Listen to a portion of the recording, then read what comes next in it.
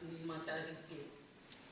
La mobilisation prend différentes formes, de la participation aux manifestations pacifiques, aux actions de plaidoyer et de sensibilisation en passant par le soutien aux initiatives humanitaires et de développement. La résistance s'exprime aussi dans la création artistique, la littérature et la musique qui nourrissent l'esprit du combat et la flamme de l'espoir. Qu'on se le dise, la musique aussi congolaise doit nous aider, nos artistes et musiciens, de même que nos journalistes. Des textes de la musique doivent aussi être composés de la manière à aider ou à éveiller ces peuples. Oui, on veut bien chanter de l'amour, mais les chants actuels, c'est vraiment du, excusez-moi le terme, mais c'est vraiment du n'importe quoi. Ça n'encourage pas cette jeunesse de se réveiller et de s'approprier de ces mécanismes de sécurisation populaire. Un message universel, la dignité et la liberté d'un peuple.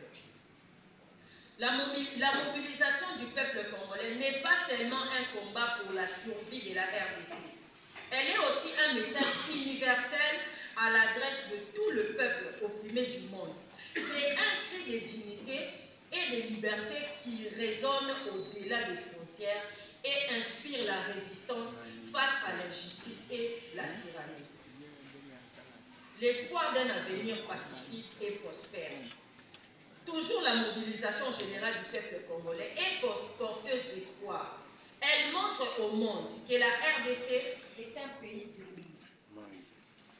Un peuple uni et déterminé à construire un avenir pacifique et prospère pour ses enfants.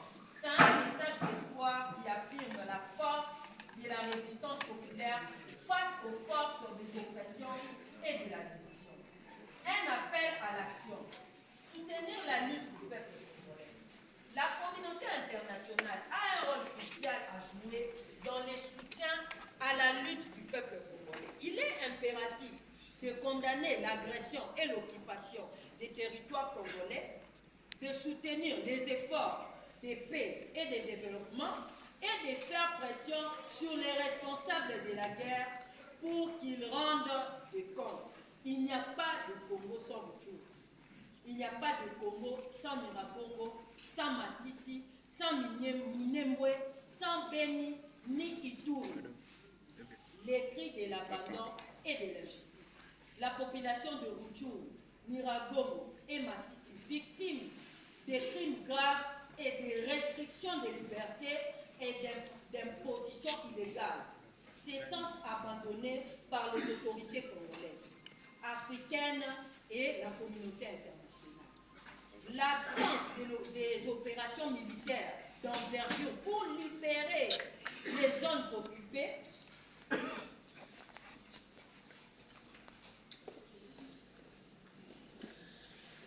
je disais l'absence des opérations militaires d'envergure pour libérer les zones occupées par les M23 et ses alliés rwandais et ougandais accentue ces sentiments d'abandon. Nous devons dire la vérité. Pourquoi les FARDC jusqu'aujourd'hui ne tentent pas de récupérer les territoires occupés? Pourquoi aujourd'hui, c'est les M23 à récupérer tel village, demain les FARDC viennent de récupérer, le jour suivant, les M23 à récupérer? On joue à un jeu des chats et de la souris. Nous voulons voir notre armée lancer des vraies offensives pour récupérer les territoires occupés, c'est-à-dire récupérer cette intégrité territoriale. Et non, aujourd'hui, nous avons repoussé l'ennemi. Demain, l'ennemi a pris de l'avance sur nous. Demain, nous trouvons vraiment que cela accentue même ces sentiments d'abandon. Le laxisme des autorités congolaises face à l'agression étrangère et les recours inefficaces à des solutions alternatives. Forces régionales, groupes armés locaux nourrissent la colère et l'injustice. L'UPDF est venu à Béni pour stabiliser, mais jusqu'aujourd'hui, il y a toujours l'instabilité.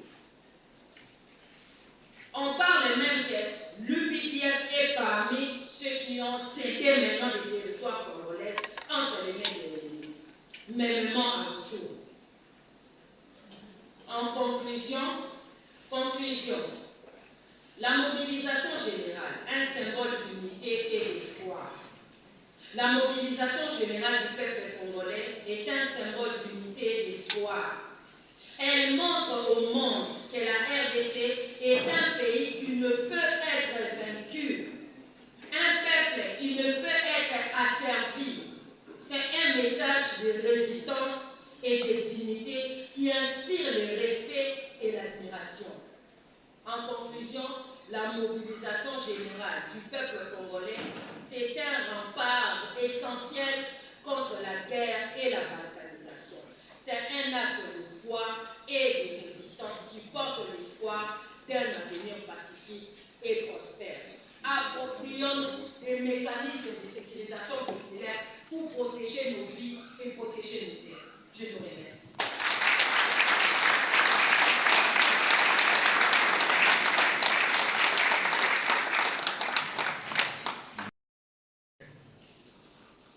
C'est-à-dire, dès ce moment-là, ces gens-là ont décidé que nous, les Congolais, nous sommes des objets. Nous valons rien. C'est ça la psychologie du dominateur. Pour vous prendre votre espace vital, pour vous prendre votre terre, pour tuer vos femmes et vos enfants sans remords, il déclare que vous êtes des objets. Que vous n'avez pas de sang humain. Que vous n'avez pas d'histoire. C'est toute la psychologie du dominateur depuis que le monde existe. C'est cette psychologie-là qui fait que quand on a tué 1000 enfants, violé 1500 femmes, tué 2000 hommes, vous voyez les gens marcher, se mettre dans les poches, circuler comme ça, passer, et faire des petits communiqués dans les pays, dans les ambassades, sans que quelqu'un se rende compte que c'est le sang humain qui a mis une journée de Congolais ont perdu 5000 de l'heure. Vive la conviction selon laquelle nous, les Congolais, nous ne sommes pas des êtres humains.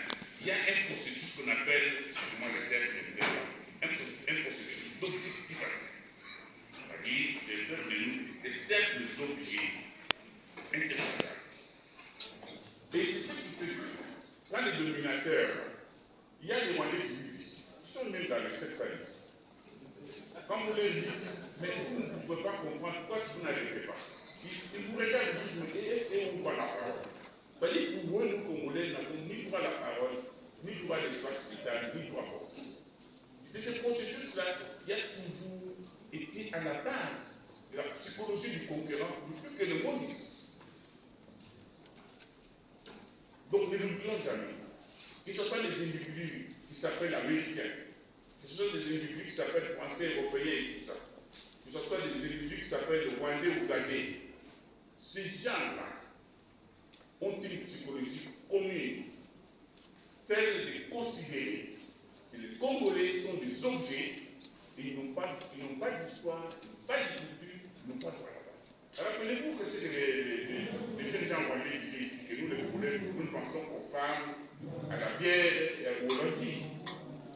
C'est ce qui s'est passé aussi à Washington, quand les Américains disaient le Congo est trop bon, il ne peut pas être dirigé par eux.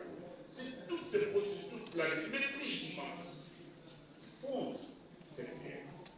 C'est pour cela que, face à une telle guerre, s'attendre à ce que le concurrent aura pitié de vous. Il pourra vous aider, vous comprendre, ça n'existera pas. Vous allez vous retrouver comme les Indiens dans les États-Unis, c'est-à-dire des gens paquets, dans des poches réglées, qui sont nourris avec du sucre relaté pour que l'extermination s'accentue. Vous allez vous retrouver comme des Inuits au Canada, on retrouve chaque jour ici, on retrouve dans le milieu inhospitalier où les gens ne peuvent pas vivre. Vous allez vous retrouver comme des Bushman dans l'Afrique du Sud. Les Bushman ne sont pas de l'habitude d'habiter les Canaries par eux-mêmes, ils ont été réfléchis par les dominants. Donc au jour d'aujourd'hui, la guerre que nous mène ici, ce n'est pas une guerre qui se règle comme on voulait le faire croire ici par des voies diplomatiques. Elle se règle sur terrain, pièce sur pièce. Vous vous battez et vous parce que même si vous ne mourrez pas, c'est que vous serez surpris encore quelques mois. Alors, nous allons nous battre. Et nous nous battons depuis 30 ans. Mais nous sommes toujours sur la défensive. C'est-à-dire, l'occupant nous pousse toujours à nous battre sur la défensive. Qu'est-ce qui s'est passé? Pourquoi est-ce que nous n'avons pas d'initiative de récupération de notre espace? Pourquoi est-ce que l'occupant est toujours imprégné, nous obligeant à des stratégies de défense? C'est-à-dire, au Congo, il y a des grandes faiblesses. Il faut dire la faiblesse, c'est notre armée, que nous adorons, que nous aimons.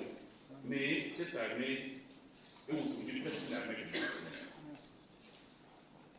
Si le Sénégal il y a pendant 10 ans, c'est accaparé de grandes ambassades. On attend les Rwandais dans les institutions internationales, dans les ambassades, partout. Mais quand ce cabinet était pendant 20 ans, lui qui était au pouvoir pendant 20 ans, il ne s'est pas limité tout simplement aux accords de CNDP et M23. Il a transformé notre armée de fond en comble et des barres de généraux congolais comme un Balbo Sensei, un spécialiste de l'informatique, un spécialiste de l'administration. Ils ont mis des milliers d'étrangers dans notre armée, c'est-à-dire des Rwandais, des Ougandais, de partout.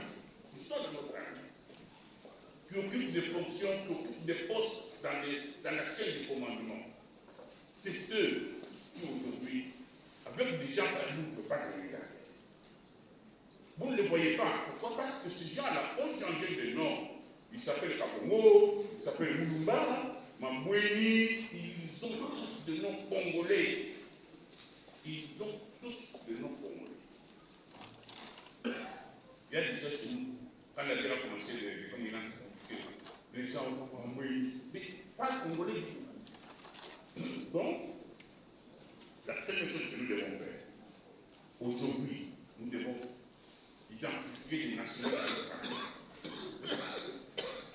Nous avons un service spécial qui s'appelle l'ONIP, et c'est l'identification.